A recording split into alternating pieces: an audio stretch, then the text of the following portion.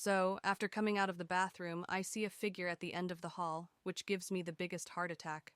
It was her uncle, and he was gesturing to me to come to him. Stupidly, I did since I thought he just wanted to talk. When I approach him, he says, "I thought it was you, cutie. Why is the little girl awake?" I'm like, what the hell? Even at 11, I was wondering who in their right mind would say something so odd.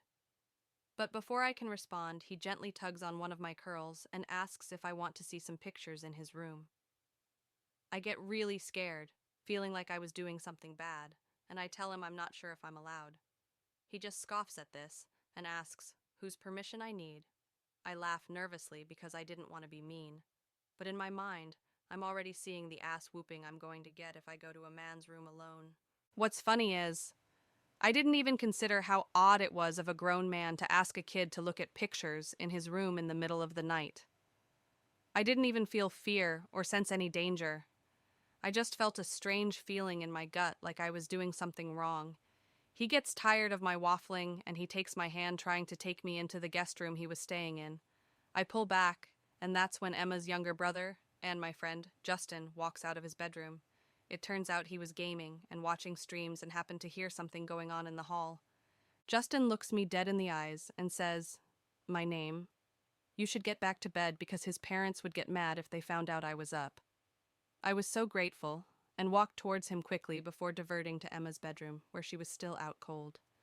Before closing the door, I look over my shoulder to see her uncle just standing there in front of his guest room, watching me in the darkness. I barely slept a wink. The next day, Justin and I never spoke of anything that happened the night before. He just acted very short and somewhat dismissive of his uncle during breakfast, but otherwise acted as if nothing was out of the ordinary. I never told Emma what happened for some reason. I also never told her parents, or mine. Unfortunately, I was also just as friendly to her uncle as I was before. He was even blatantly touchy, playing with my hair and squeezing my face. But, as usual, I didn't act like anything was wrong. I never told my parents or older sisters out of fear that they would forbid me from ever sleeping out again. Or worse, my dad would try to beat the guy up. However, I never slept at her house or even visited with her until her uncle went back to the States. So, creepy young pedo bear uncle, let's not meet.